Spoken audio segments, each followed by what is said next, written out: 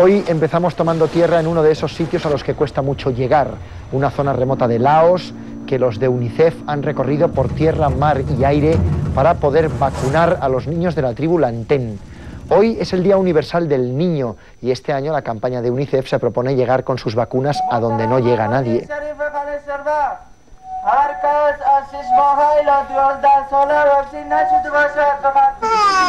Las vacunas son uno de los principales instrumentos de prevención para darle la vuelta a esas cifras sobre la infancia que nos cuentan que unos 30.000 niños mueren cada día de hambre, sed o enfermedades, y casi todos en países del tercer mundo. Lo peor sigue pasando en África, donde además el SIDA está rompiendo todas las estadísticas.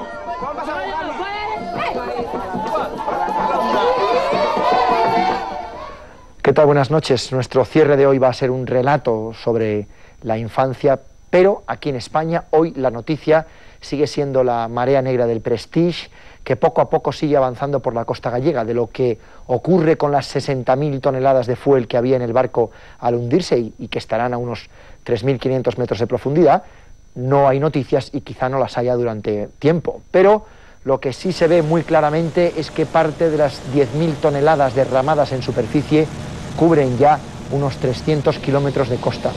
Sobrevolando el cabo de Fisterra nos podemos hacer una idea de lo difícil que va a ser limpiar todo el fuel oil, que de momento se acerca también a las Rías Bajas, donde se concentra la mayor producción de marisco. Y podría llegar a Portugal.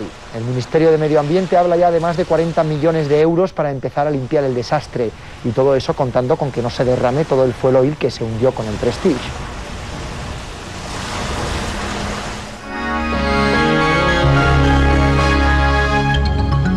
Para fijar la posición de 27 años después de la muerte de Franco, el Congreso condena por unanimidad la represión de la dictadura franquista y pide ayudas para los exiliados, los niños de la guerra y los que siguen buscando a sus familiares fusilados. En el aeropuerto de Barcelona, en plenas obras de ampliación, encuentran los restos de un caza alemán y de un piloto español que se empotró en 1940 en lo que entonces era una ciénaga.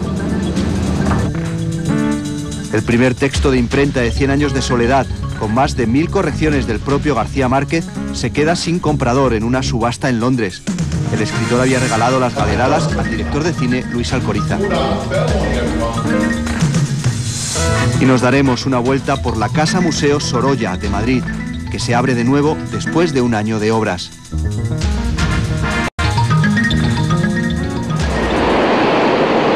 En Galicia siguen como pueden limpiando playas ennegrecidas por el fuel oil que derramó el Prestige antes de hundirse.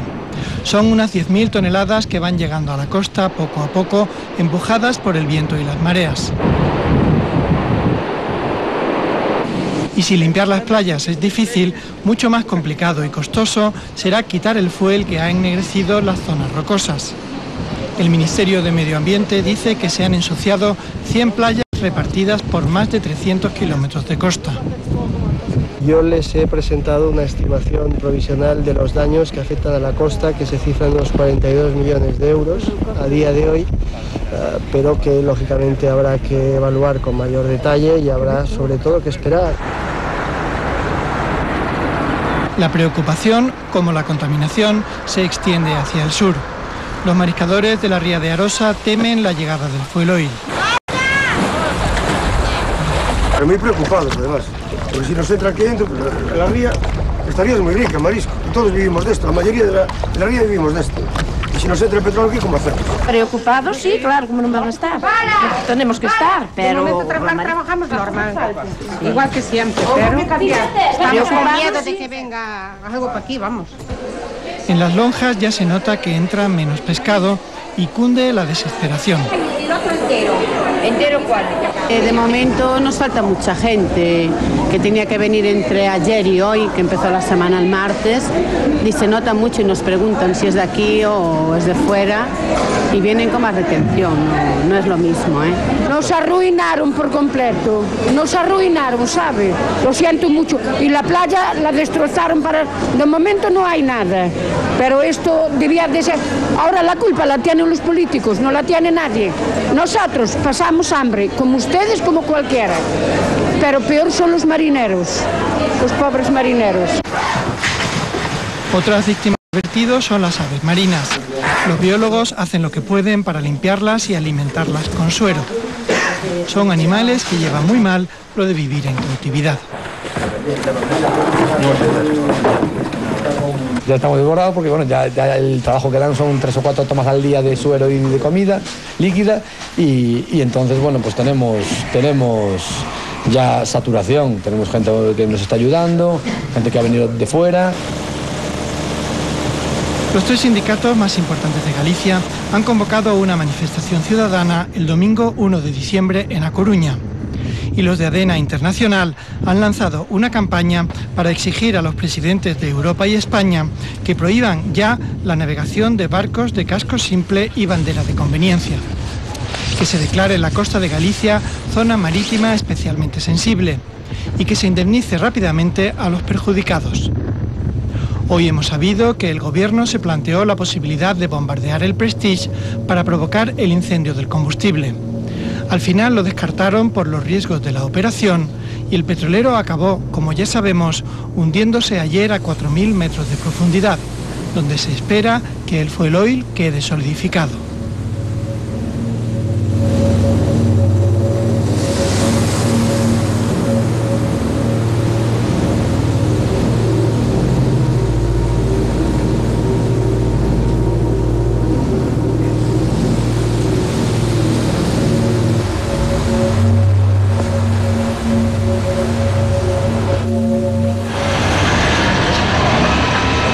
Quizá por el impacto del desastre del Prestige, hoy nos ha llamado más la atención un accidente a solo 4 kilómetros de Oviedo de un camión que transportaba 21.000 litros de metano, un gas incoloro que si se mezcla con el aire es inflamable. A pesar del riesgo parece que no ha habido fugas ni problemas y los vecinos de Sograndio, que habían desalojado por precaución, ya han vuelto a sus casas. Lo más complicado ha sido traspasar el metano líquido de la cisterna averiada a otra que ha llegado desde Santander. Una operación bastante compleja porque la temperatura no podía pasar de los 4 grados. El trasvase del gas, que ha durado casi toda la tarde, ha obligado a cortar la carretera nacional 634. En el centro de León también se han llevado esta mañana un buen susto cuando han visto cómo se desplomaba el techo del Palacio de Don Gutiérrez, una antigua casona del siglo XV muy conocida en la ciudad, uno de esos edificios emblemáticos del casco histórico leonés. El derrumbe, que no ha provocado víctimas, ha dejado solo en pie la fachada. Dicen que la culpa la han tenido las últimas lluvias, aunque parece que el palacio estaba bastante deteriorado.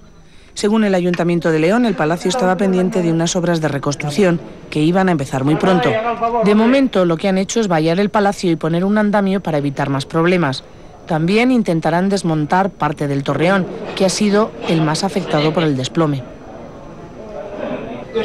Hay otra noticia que tiene que ver con España, aunque ha ocurrido en Francia. El presunto etarra Urtsi Murueta Gondra está detenido en un hospital de Limoges, en Francia, donde ingresó anoche después de que le estallara una bomba cuando manipulaba el detonador. Al parecer, Murueta asistía en ese momento a un cursillo de adiestramiento en armas y explosivos. La policía francesa busca al hombre que le llevó al hospital y que podría ser también un presunto miembro de ETA. Al ingresar en el hospital, el herido llevaba una pistola y 2 DNIs, uno verdadero y otro falso. La policía ha detenido en varias ocasiones a Murueta por violencia callejera y la Ertzaintza cree que participó en el asesinato del juez de Vizcaya, José María Lidón, hace un año.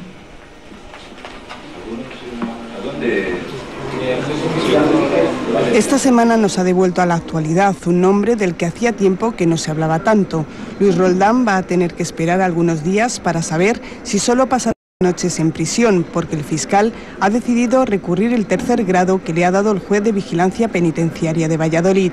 En contra de lo que opina el juez, la Fiscalía sí cree que Roldán puede fugarse y que su salida de la cárcel puede causar alarma social porque no ha devuelto los 1.600 millones de pesetas que se quedó, y añade otros motivos, como la elevada condena, 31 años de prisión, o la gravedad de los delitos que cometió de forma habitual cuando era director general de la Guardia Civil.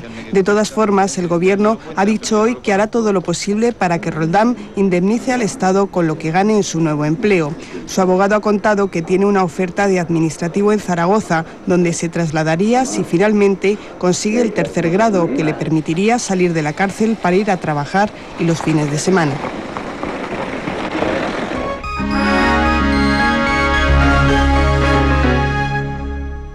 fijar la posición de nuestro grupo parlamentario. Del Congreso de los Diputados nos llega hoy un acuerdo buscado durante años por todos los partidos políticos desde la transición.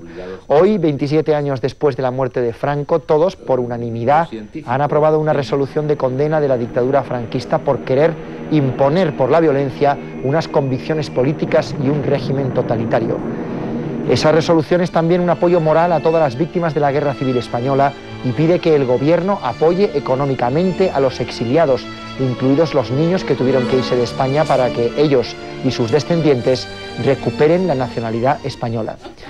También se pide un apoyo de las instituciones a las familias que llevan décadas queriendo recuperar los restos de familiares fusilados durante la Guerra Civil y en los años posteriores, y que han estado muchas veces enterrados en cunetas olvidadas durante 60 años.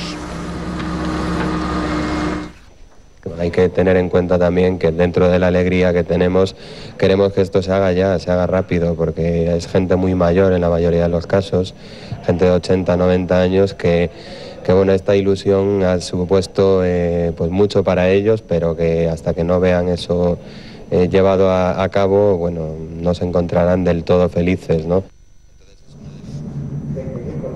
Durante la Guerra Civil, el ejército de Franco recibió una ayuda clave de los alemanes, un avión revolucionario para la época que Alemania aprobó en nuestro país y luego el ejército nazi utilizó en la Segunda Guerra Mundial. Era el mítico Messerschmitt 109, el primer caza monoplano de la historia, que además era mucho más potente que el mejor avión de aquellos años. Estos días ese aparato vuelve a ser noticia porque en el aeropuerto del Prat, en Barcelona, han encontrado los restos de uno de esos cazas que el 7 de diciembre de 1940 cayó en picado y desapareció materialmente en el fango. La historia tiene un nombre propio: Eduardo Laicirica Charlén, el piloto del avión, que tenía entonces 28 años. Nunca sabremos por qué Laicirica no pudo corregir el picado que le empotró literalmente en la ciénaga de esta zona pantanosa mientras realizaba unas piruetas durante una exhibición aérea con la que se despedía de las fuerzas aéreas. El caso es que el fango se tragó literalmente el aparato y su piloto. Se estrelló aquí y con los medios que habían en los años 40, pues no pudo recuperar, se intentó, y cuanto más se tocaba el avión parece ser que se iba hundiendo en el barro. Aprovechando las obras de la tercera pista del aeropuerto, AENA prometió buscar los restos a la familia de Laicirica, y hoy han terminado los trabajos que entonces no se pudieron hacer. Entre el barro han aparecido algunos huesos del piloto, restos de una de sus botas, su paracaídas y unos 200 kilos de piezas del Messerschmitt, incluidas unas 500 balas de la ametralladora del caza. ¿Las ametralladoras? La verdad es que yo tengo que cumplir una obligación de, dijéramos, de sangre, ¿no? Es de mi sangre y hay que llevarlo a su sitio. Y hay que enterrarlo dignamente, nada más. El aeropuerto de Barcelona levantará un monumento en recuerdo del aviador y los restos del aparato irán al Museo del Ejército del Aire en Cuatro Vientos, Madrid. En el mismo aeropuerto del Prat, hoy hemos encontrado otra historia muy distinta, de cómo los aviones se hacen amigos de las aves, o al menos parece que a ninguno de los dos les importa compartir el espacio aéreo. En estas lagunas de al lado del aeropuerto viven patos, garzas y muchas otras especies que conviven con los pájaros de acero. Las aves hasta ahora no han tenido demasiado problema con el aeropuerto. Me explico. Hace unos cuantos años, aquí en la Reserva Natural de Remolar, prácticamente no había agua durante gran parte del año. Entonces, la mayor parte de los patos que había en el Delta de Llobregat estaban en un canal dentro del aeropuerto. O sea, quiere decir que estaban mucho más cerca de las pistas de lo que están actualmente. ¿Y eso qué significa? Que podían vivir tranquilamente al lado del aeropuerto sin que aparentemente les molestase demasiado el ruido. Este humedal está cercado. Lo delimitan el aeropuerto, la ciudad, el puerto y una autovía. A pesar de todo, dicen los expertos que tiene buena salud.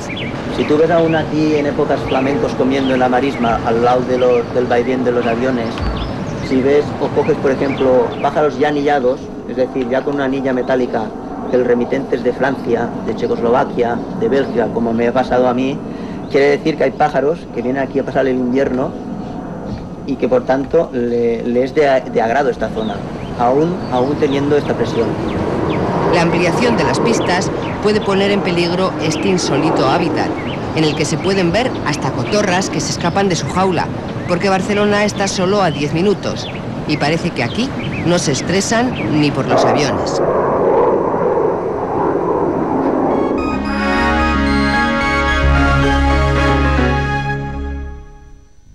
Muchos años después, frente al pelotón de fusilamiento, el coronel Aureliano Buendía, el arranque de uno de los libros más universales de su tiempo, en esa primera prueba de imprenta, una primerísima impresión, única, de 100 años de soledad, destinada a ser examinada, corregida en sus erratas y en sus fallos abundantes, José Antonio Buendía, en vez de José Arcadio Buendía, entre otros muchos, por el propio Gabriel García Márquez, con anotaciones y comentarios suyos y con una dedicatoria de 1967 a Luis y Janet, al cineasta español Luis Alcoriza y a su mujer, del amigo que más los quiere en este mundo, según lo afirma Gabo.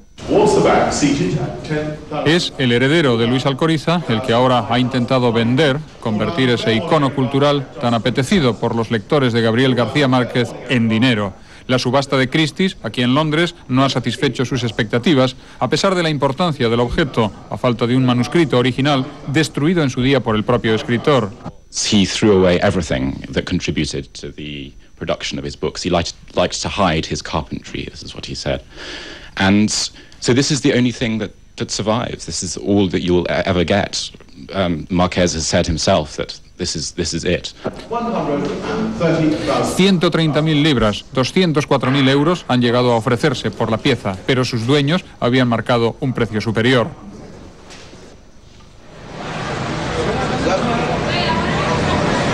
En la pequeña Colombia del barrio neoyorquino de Queens, el nombre de García Márquez se acoge estos días con más calor que en las salas de subastas.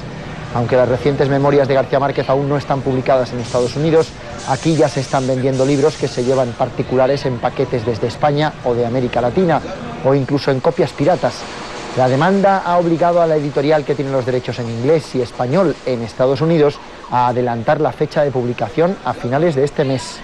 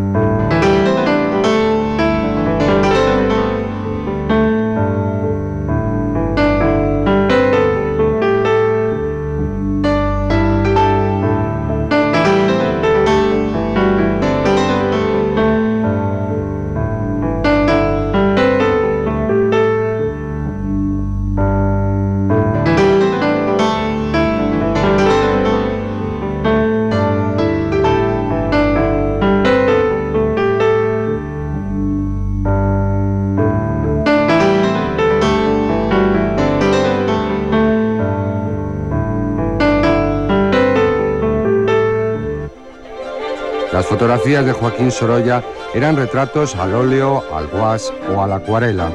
Nadie como él retrató la luz y el color del Mediterráneo en sus escenas de playa, en los paisajes y las costumbres de su Valencia natal. Fue nuestro pintor más internacional del siglo XIX y principios del XX. Vendió mucho en vida y por eso consiguió hacer lo que otros artistas solo pudieron soñar. Y Sorolla tuve la enorme suerte de que económicamente pudo realmente hacer el proyecto de su vida, que era tener una casa que fuera casa y museo al mismo tiempo, que tuviera jardines, que fuera luminosa y donde tuviera las cosas que realmente le gustaban. Esta casa museo de Sorolla es noticia porque se puede volver a visitar después de un año de obras.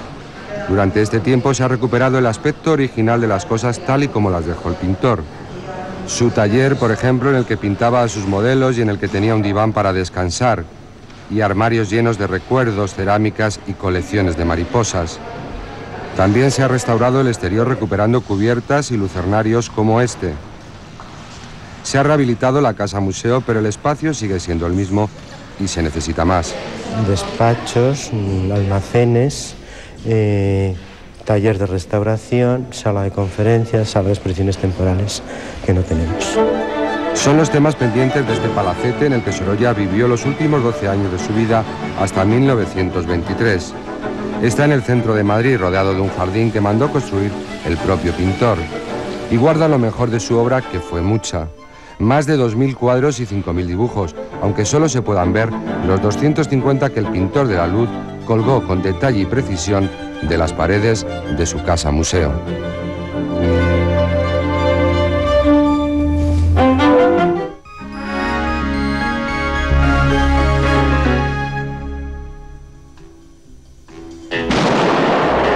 to be using this Aston Martin DB5.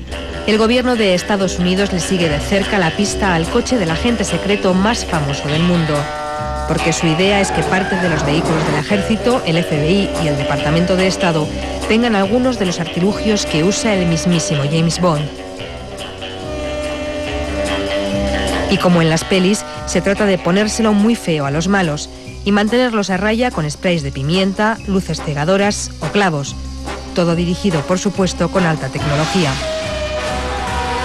Todavía no sabemos si el presupuesto para estos gachetomóviles, $1 millón el prototipo y $100.000 si los fabrican en serie, estará incluido en los 40.000 millones que tendrá el nuevo Superministerio de Seguridad Interior, que ayer pasó el examen del Senado. En este nuevo macrodepartamento del gobierno de Estados Unidos trabajarán 170.000 personas, los que estaban en 22 agencias y servicios de seguridad, como los guardacostas, el servicio secreto y las patrullas de fronteras. Lo único que queda fuera es la CIA y el FBI, y es una de las respuestas del presidente Bush a los atentados del 11 de septiembre. Otra de esas respuestas la van a decidir mañana en Praga los 19 países de la OTAN. Después de esta reunión serán ya 26, porque incluirá a los de Europa del Este.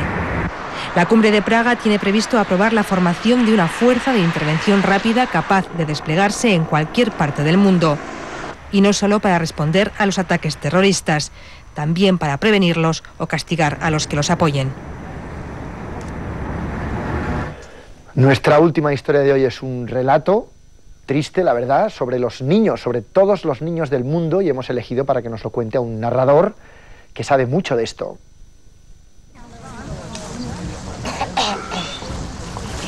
Hoy es el Día de la Infancia porque es el 20 de noviembre, que es el aniversario de la Convención de los Derechos del Niño. A partir de esa Convención de los Derechos del Niño, pues se trabaja en derechos, es decir, no en filantropías ni ayudas, sino en derechos.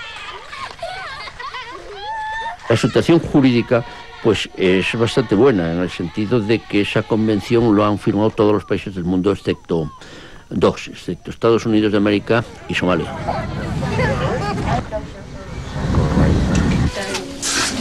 Si nos referimos al derecho primero, que es al derecho a vivir, sin el cual pues no hay posibilidad de ejercer los demás, pues dura 30.000 niños mueren diariamente en el mundo.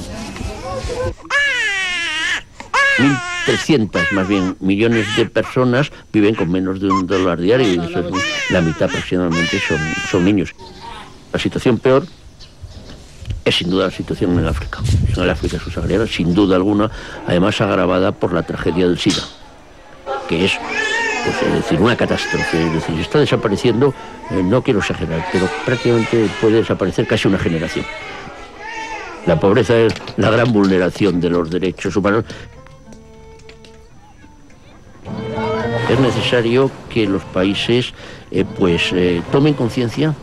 Los gobiernos que los hacen, que cumplen con ese 0,7% teórico, que son gobiernos nórdicos, y Holanda, Suecia, Noruega, Dinamarca, Holanda, pues yo creo que lo hacen porque tienen sociedades que exigen eso. Es decir, teníamos que llegar a una sociedad concienciada que a la hora de valorar, incluso en un proceso electoral, dijera, bueno, a ver qué dice el programa de este partido respecto a la cooperación internacional. Es imposible hablar de equilibrio internacional, de un mundo equilibrado, de un mundo justo, de un mundo en paz, cuando 1.200 millones de personas viven con menos de $1 diario. Es decir, es casi, pues no sé, es una ironía, es peor que una ironía, es casi un insulto. No hay que mirar tan lejos. Aquí en España, según ha recordado hoy mismo la Cruz Roja, hay unos 2 millones de niños en nuestro país que viven en situación de pobreza y exclusión. Otro drama muy concreto son los niños y niñas víctimas de maltratos físicos y psíquicos, que son los que han elegido en el proyecto Patitos Feos. La idea es uno de esos discos benéficos de varios grupos que en este caso versionan canciones infantiles. Fuera calcetines, me pongo el pijama, me cuelgo la ropa, preparo la cama.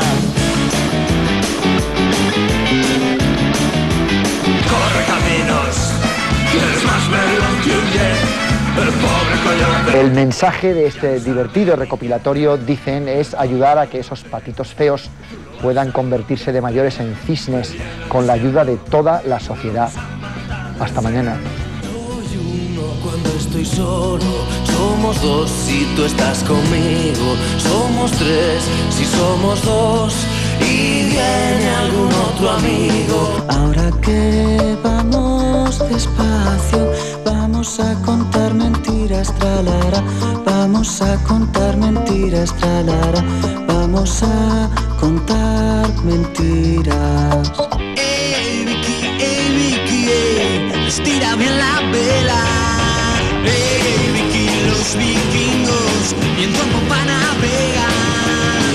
Na na na na na na Vicky. Todo tecnología, todo diseño, todo tracción. Subaru Outback te ofrece la imagen del deporte. Well, Santa Fernando has shown an inclination to hook. South Africa set intelligently, 3 balls missed and then got the second one. Very next ball produces a superb delivery to the... Short ball. Smashed away for 4. Gee, he's enjoying playing those shots, Tremendous. For Elworthy, finally got his wicket on his home innings, wasn't rewarded, and then to finish proceedings, it was that man Cullis again, in which to get the 121 over.